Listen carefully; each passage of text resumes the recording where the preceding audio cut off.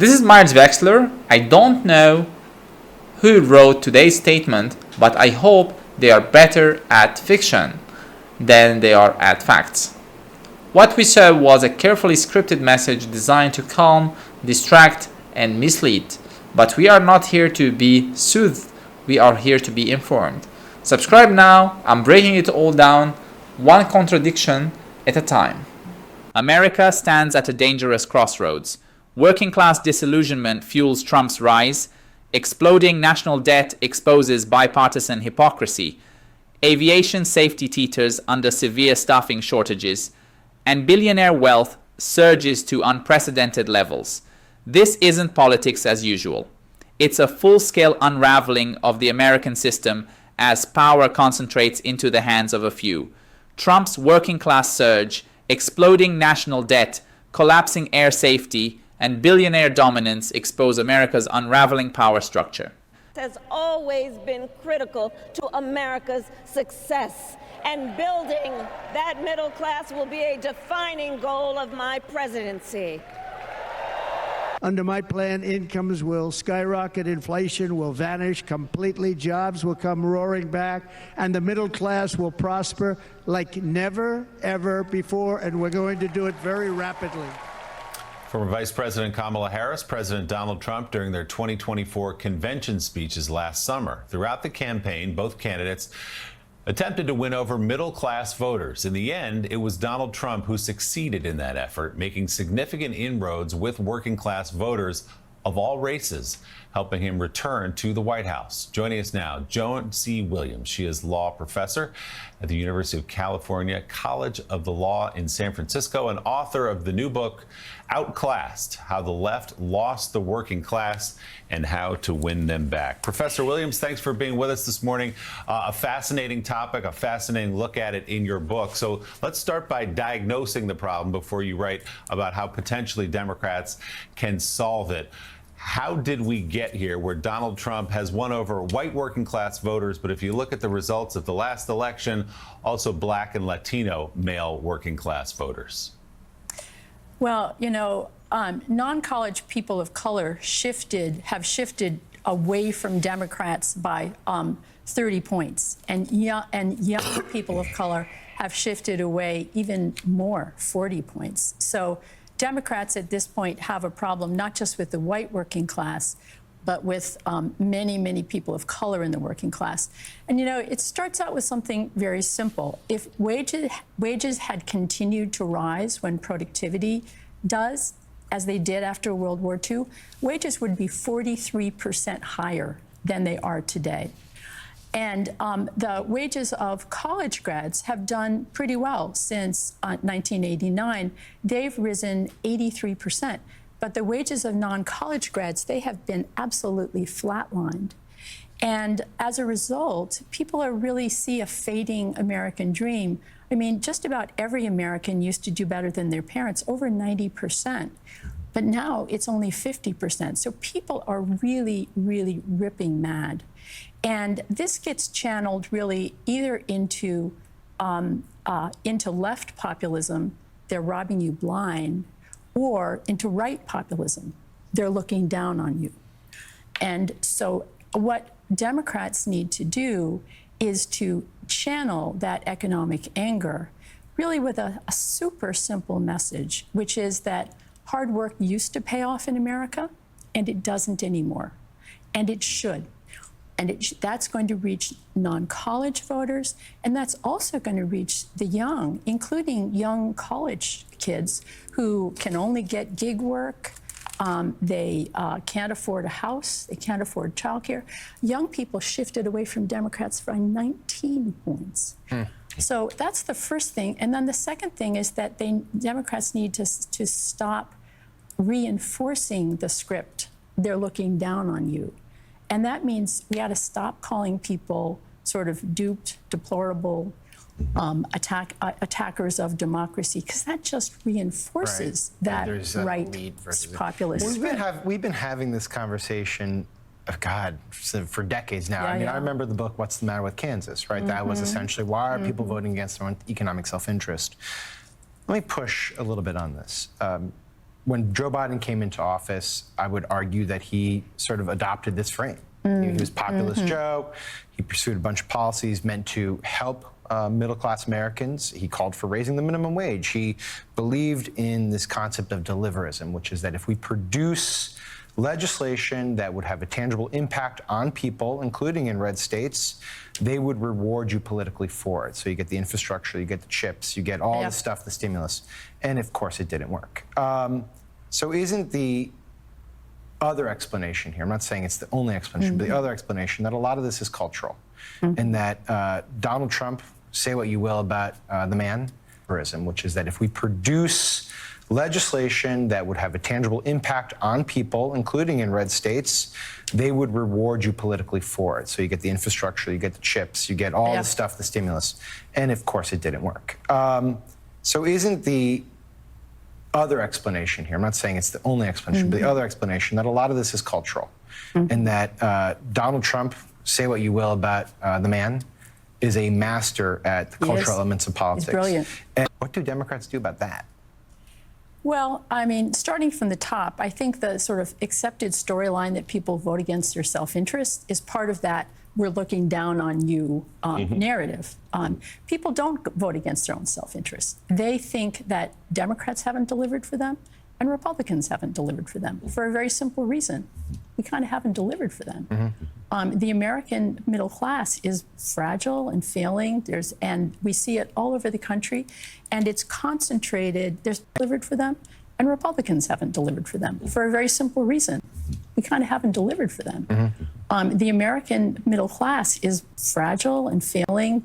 And we see it all over the country, and it's concentrated. There's been increased inequality between people, but also increased inequality between regions. And so you see that ocean of red in the middle of the country. Right. That's the result of kind of a neoliberal ideal that channeled about over 90% of the growth to large metropolitan areas. But you're right, it's not just to produce them, and it takes a long time. Deliverism, it didn't deliver. Right. But you're also right that there's this cultural piece, and you're also right that Donald Trump is an absolute genius in culturally connecting with non-college voters. And part of what we do, we see it in the news today. I mean, we have Elon Musk and we have Donald Trump, and they both have what we call in the gender biz a bad but bold masculinity. They're the man. And of course, each one of them is the man. And now the man is, they're fighting to see who's really the man. That is a blue-collar cultural style.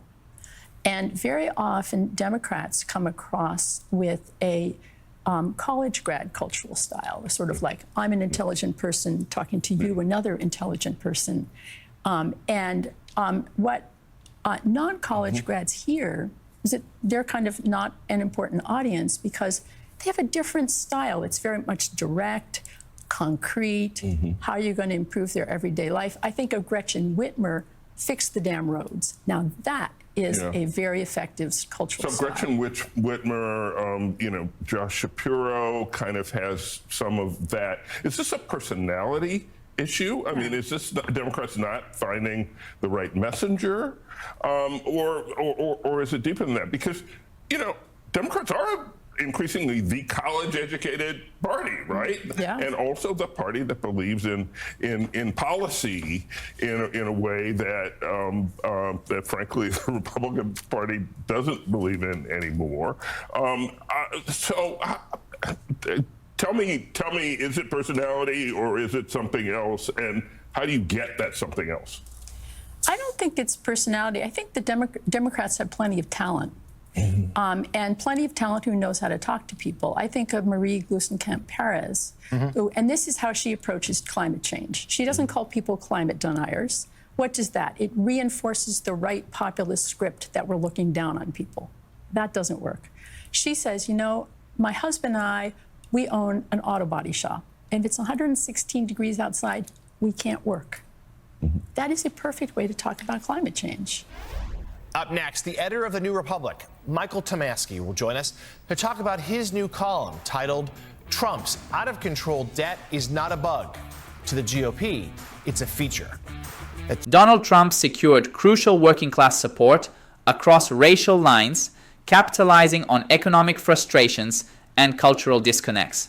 Democrats struggle to reconnect with non-college voters who feel left behind as wages stagnate. Trump's mastery of cultural appeal exposes Democrats' elite image, fueling a growing shift among minority and younger working-class voters. But while Trump wins voters, his fiscal record tells another story, one of skyrocketing national debt under GOP leadership. Her latest piece for the New Republic is entitled "Trump's Out-of-Control Debt is Not a Bug. To the GOP, it's a feature." And in it, you write in part, quote, "Generally speaking, it's been Republican presidents who've piled up the debt, and it's not very close. So golly, how can it be that the party of fiscal prudence is the party that runs up the debt?" You continue. "In the 34 years after 1946, that is, after World War II, the national debt went from 106% of gross domestic product to just 25%. The government was spending like crazy in those years, constructing a vast national security state, building interstate highways, creating Medicare and Medicaid, expanding the welfare state in myriad other ways. And yet the debt remained under control. What changed after 1980? Massive tax cutting is what changed. In the 1970s, the right cooked up the lie that cutting taxes would actually increase revenues. Since this is what rich people in the donor class were aching to hear, it was really, really popular. But guess what? It didn't pan out that way. In the 1981 tax cuts cost the Treasury $445 billion over the next 4 years. The tax cuts blew a huge hole in the deficit. And that's when the government started borrowing to beat the band. Well, and I will say, Michael, both parties have watched the debt grow exponentially. And since the 1990s, there are a lot of Democrats who would say that certain Democratic leaders on the Ways and Means Committee also didn't want to go after the billionaires and the millionaires, taking care of carried interest. The neoliberalism overtook the Democratic Party. So you, in fact, had tax writers in both parties that didn't want to go after the sacred cows for the billionaires and the millionaires and the investing class. I'm not saying it's equal. I'm just saying right now, there's a problem in both parties, because if you start talking about raising taxes for billionaires or multimillionaires or multinational corporations, you're immediately branded a socialist. You're right. There is a problem in both parties. And I say that in the piece. Further down, I say that, Democrats are partly to blame here, because back in the 1980s, in the Reagan era, and in George W. Bush's time, in the early 2000s, a number of Democrats did vote for those massive tax cuts that added so much to the deficit and that forced so much more borrowing and the debt. So that is certainly true. And Democrats haven't had the will recently, when they've had power, by recently I mean the Biden years, really to raise the top marginal tax rate on the super rich. So, yeah, there's some blame for the Democrats, but fundamentally, this is driven by the Republican Party since the Reagan era. And, the numbers are the numbers. This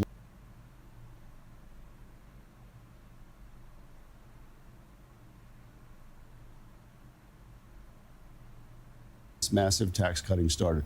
Among presidents who've built up the most debt, first of all, the top two are the wartime presidents, Roosevelt and Wilson. That's a given. Everybody kind of understands that. But after that, 4 of the top 5 Republicans, and number 1 with a bullet, Ronald Reagan. Well, you look at Mike Barnacle in this entry. I left in 2001, left Congress in 2001. We had a budget surplus, and I just Congress in 2001, we had a budget surplus. And I just figured, well, we got a Republican in the White House. We got Republicans running Capitol Hill.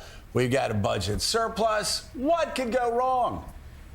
And then the deficit started. And they exploded they doubled under George W. Bush. They doubled under Barack Obama. They exploded exponentially under Donald Trump. They went up during COVID with Joe Biden. And both sides are just sitting there pretending like there's not a problem. With $37 trillion in debt, we're going to add $20 trillion more if this bill passes. And you got Mike Johnson saying, oh, it won't raise a dime on the national debt. Oh, it won't raise a dime on the national debt. Rand Paul asks basically a good question. Well, if it's not going to raise the national debt, then why are you raising the debt ceiling by $5 trillion? Because when Congress raises the debt ceiling, they always match the debt ceiling. So it's like, okay, Mike Johnson, if you don't think there's going to be a dime's worth of deficits coming out of this bill, don't raise the debt ceiling. Let's see what happens. Well, you know, Joe, it seems to me that an ordinary person like me or you or whatever, you've got a double header of duplicity going on in Washington, D.C. with exactly what you're talking about. Everybody in America has an understanding that a debt is bad. They don't like to carry debt personally, and they don't like to carry debt, enormously like we're doing in this country. And so, Michael Tomasky, I want to ask you about the debt and about the hypocrisy that we can keep doing it. And we're not going to cut Medicare. You're still going to get your Medicare benefits. We know that's not going to happen. But what would happen, do you know or does anyone know, if some other nation, like China, decides to call the note, where the United States would have to pay the note? What would happen then? Well, the safest investment in the world. That's where people and countries park money. If people and countries stop doing that, interest rates go up. All kinds. From another perspective, there's a lot of cuts to government programs. There's a lot of slashing to the safety net.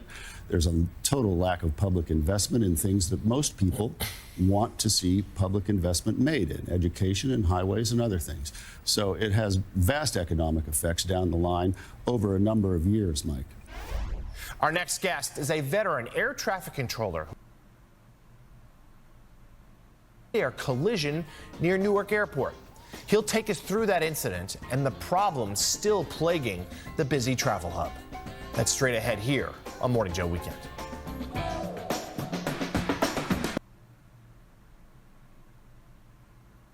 Republicans fuel America's debt crisis, cutting taxes for the rich while pretending to champion fiscal responsibility. Both parties share blame, but GOP policies since Reagan massively ballooned deficits. As debt reaches $37 trillion, hypocrisy reigns, while leaders deny tough reforms and continue reckless borrowing, risking future economic instability.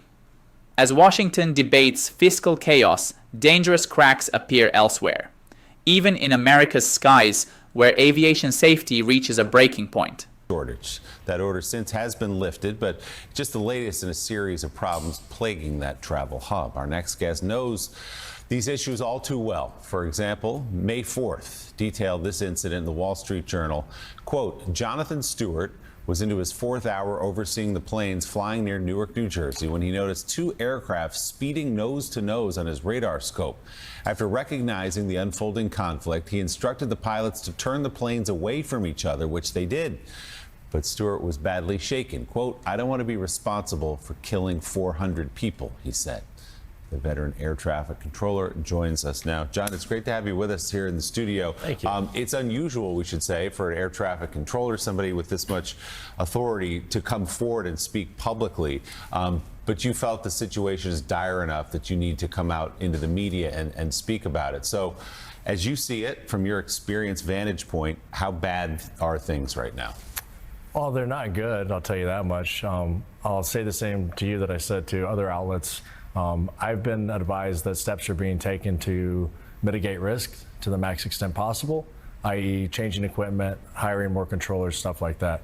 The unfortunate thing is it's not a flipping of a switch. Like, we didn't get here overnight, we're not going to get recovered overnight either.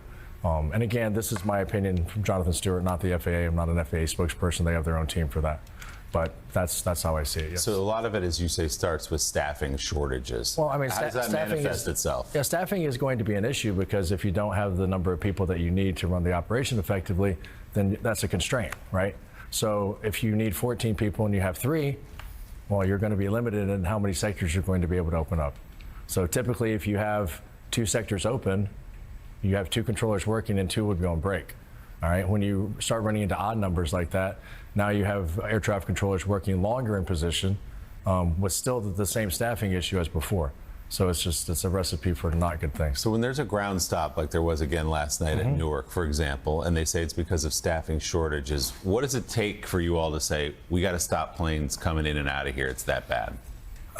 So that would be above my pay grade. I'm an operational supervisor. That would be an operational manager that would make that call, and it would depend on a lot of different things.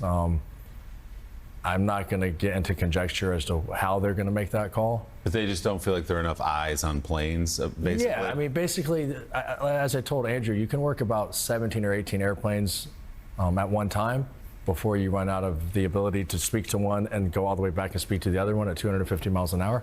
So it's basic math. You know, there's really not much about it. So if I have 18 airplanes, I know I pretty much can't take another one. So a moment ago you said we didn't get here overnight. Correct. Right, in terms of the problem. Correct. So walk us through that evolution. Now, you've been on the job for a while. How have you seen things, how do you think things get worse, and how does that increase the pressure on people in your role? Okay, so the biggest issue for me was, and I believe for all the controllers involved in it, was moving the area from New York and 90 down to Philly to begin with. That was fraught with issues from the get-go. Everyone knew about it. Everybody said that there were issues with it. There were several studies done, I guess SRM, something to that effect, to decide how much risk there was and whether or not it was acceptable level of risk. It was deemed to be acceptable. I wasn't involved in that. All I do know is that from the beginning, as soon as the agency and NACA, to be fair, both agreed that this was something they were going to do, everybody thought it was a bad idea, with the exception of the people that were spearheading the project. So you're there looking at screens filled with potential lethal consequences, planes flying all over. Yeah, you need to be able to see them and talk to them. You're either standing or sitting. Sitting. So what gets exhausted? Your eyes, your mental awareness? How long are the breaks? Are there any breaks that you have? So as I stated before, the way I tried to run my operation as an operational supervisor was I would do an hour on and an hour off. And that was based on the volume of traffic, the complexity, a lot of other things. You know, how tired is the controller? How far along in his shift is he? So on and so forth. But yes, your eyes start to get tired. I'm 45, not 25. So yeah, your eyes start to get tired. You start to truncate call signs and reverse call signs. For example, Delta is DAL, United is UAL.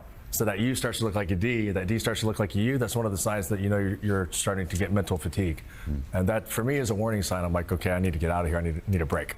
And that's going to be different every single time you plug in, depending on how tired I am, what I have going on at home. Like, there's so many things involved in it. So it's important that the supervisor that's in charge, operational supervisor, is cognizant of the ability and the mental acuity of the people that he's working with, right? So if I know that so-and-so's having a bad day, he's tired, I'm probably not going to put him in a busy position. The issue arises when you don't have anybody and now you have no choice, right? So you want to do the right thing, but you can't because you have 3 people and you need 14.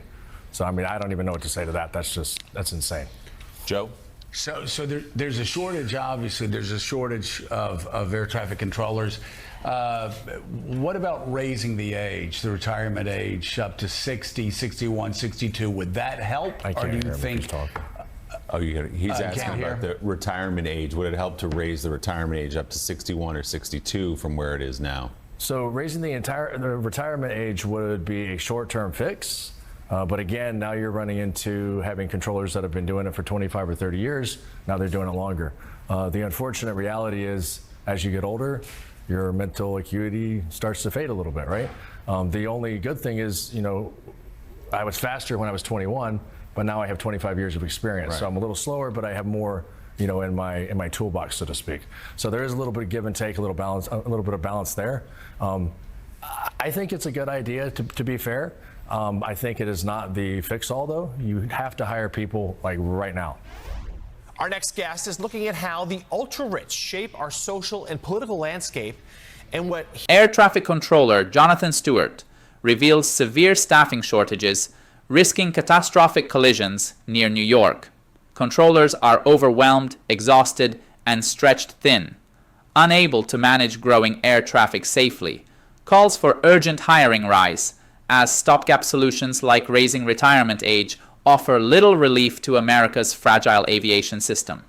While air safety crumbles for the many, the ultra-rich thrive like never before, hoarding wealth at staggering new levels. Here, the top 10% of richest Americans control 60% of the nation's wealth, while the bottom half control only 6%. The gap grows even wider when you take Social Security out of the equation. The bottom 50% of Americans control only 3% of the country's riches, while the top 10% control 70% of the nation's wealth. Joining us now, staff writer for The New Yorker and New York Times bestselling author Evan Osnos. His new book, entitled The Haves and the Have-Yachts, dispatches on the ultra-rich. Evan, thanks so much for being with us. Talk, obviously, about just the extraordinary wealth gap between the haves and the have-nots, but also talk about the timing of it and the trends of it. When did we wake up to this new reality? Yeah, it's no accident that we're talking about it now, Joe. I mean, over the last 8 years, since Donald Trump's first inauguration and his second inauguration, the wealth of America's billionaires more than doubled. And that's part of a larger trend. In fact, if you go back to 1990, there were only 66 billionaires in this country. There's more than 800, which you might say, okay, maybe that's a sign of prosperity, except that the median hourly wage in this country has only gone up about 20% in that time.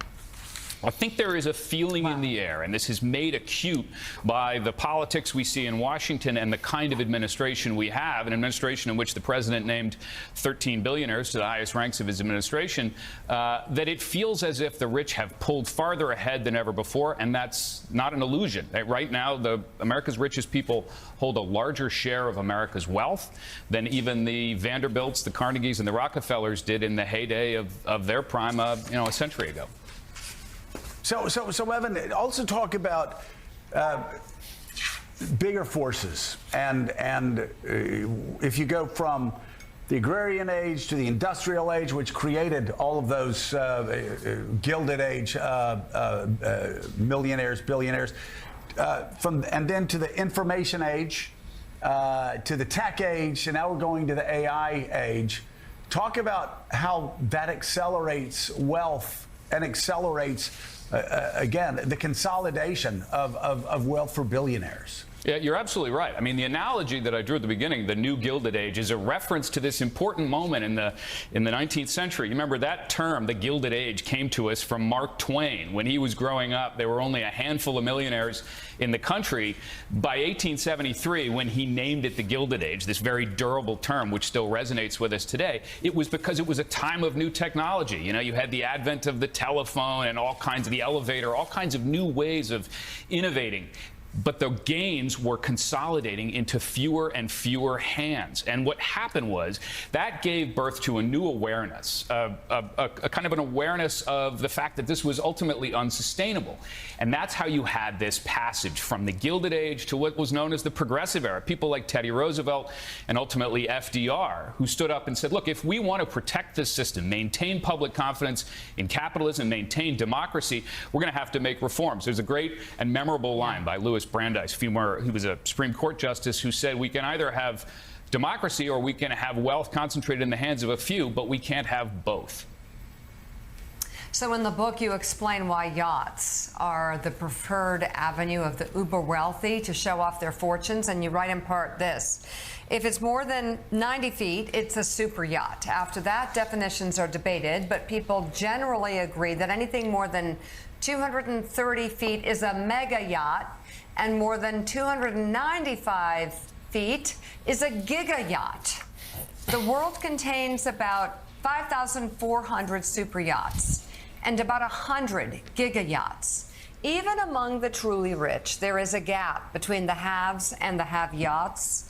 One boating guest told me about a conversation with a famous friend who keeps one of the world's largest yachts. He said the boat is the last vestige of what real wealth can do. What he meant is, you have a chef and I have a chef. You have a driver, I have a driver. You can fly privately, I can privately. So the one place where I can make clear to the world that I am in a different, you know what, category than you is the boat. Let's go right now to a man who owns a 1974 16-foot Boston Whaler, Mike Barnacle. Yeah. Go ahead, Mike, with the next question.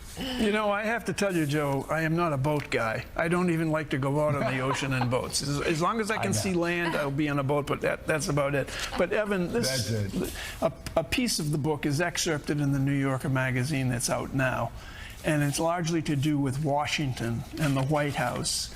And I was reading it yesterday, and the numbers astounded me. $5 million gets you an invite from President Trump to see him or talk to him or whatever. How did we get here? Well, you know, we've always had pay-to-play of some kind, Mike, and what is really remarkable, what really sort of deserved mention in the New Yorker this week, was that this is a staggering level of transaction of influence for money that is really surprising even the seasoned practitioners. As you say, MAGA Inc., which is a super PAC, is now offering one-on-one conversations with the president for $5 million. But as a government affairs executive said to me, he said, we don't know ultimately where that money ends up. What if he's in a bad mood? Look, I think if you ask any American whether they like Donald Trump or they don't like Donald Trump, that's not how they imagine politics is supposed to be serving in their interest. That's not how you reflect the will of the average citizen in the affairs of government, which are so important to us every day. Up next, actor Aaron Taylor Johnson and director Danny Boyle join us ahead of the release. Billionaire wealth has doubled since Trump's first term, widening America's vast inequality. Today, 10% own 70% of wealth, while wages stagnate. This new Gilded Age echoes past eras of unchecked capitalism. Lavish super yachts symbolize extreme wealth, as billionaires gain unprecedented political access, even buying $5 million Trump meetings. As America's wealth gap explodes, even Hollywood explores our post-pandemic fears in haunting, timely cinematic returns. The political and economic divide in America has never been more exposed than it is today. As each headline unravels, we're not just witnessing policy debates, we're watching the full transformation of America's identity. Donald Trump's resurgence among the working class marks the first layer of this shift. Despite Democrats pouring billions into infrastructure, stimulus packages, and so-called deliveryism, Trump managed to connect with disillusioned working-class voters across race and education levels. Why? Because he mastered what Democrats repeatedly failed to grasp: cultural resonance. While Democrats talk policy, Trump speaks directly to the emotional core of non-college voters who feel abandoned. Stagnant wages, disappearing opportunities, and eroded faith in the American dream fueled his appeal. As wages flatlined for the working class, while college grads soared 83% since 1989, Trump positioned himself as their defender. And Democrats, tragically, reinforced the narrative that they look down on these voters. But behind Trump's blue-collar rhetoric lies an inconvenient fiscal truth. While he wins working-class hearts, he helped detonate America's debt crisis. Since the Reagan era, Republicans, the self-proclaimed party of fiscal conservatism, have repeatedly slashed taxes for the rich while exploding the national debt. Under Trump alone, deficits skyrocketed exponentially, with tax cuts draining $445 billion in just 4 years post-1981 style tax slashes. And as debt nears $37 trillion, both parties sit frozen, terrified to raise taxes on billionaires or slash unsustainable spending. This bipartisan cowardice has transformed national debt into a slow-burning time bomb that threatens future generations. While fiscal hypocrisy grows in Washington, another more immediate danger emerges: our skies. In a rare, chilling interview, veteran air traffic controller Jonathan Stewart pulled back the curtain on the staggering staffing crisis crippling America's air traffic control system. With only a fraction of necessary controllers on duty, lives hang in the balance daily. Mental fatigue, staffing shortages, and a dangerously thin safety margin are pushing this critical system toward disaster. Proposed short-term solutions like raising retirement ages offer little hope. The real fix, immediate mass hiring and investment, remains politically neglected. Just like the national debt, America's critical infrastructure is slowly breaking under the weight of neglect and dysfunction. And while ordinary Americans fear collisions above their heads, another collision brews below, between America's haves and have-yachts. Billionaire wealth has more than doubled since Trump's first inauguration.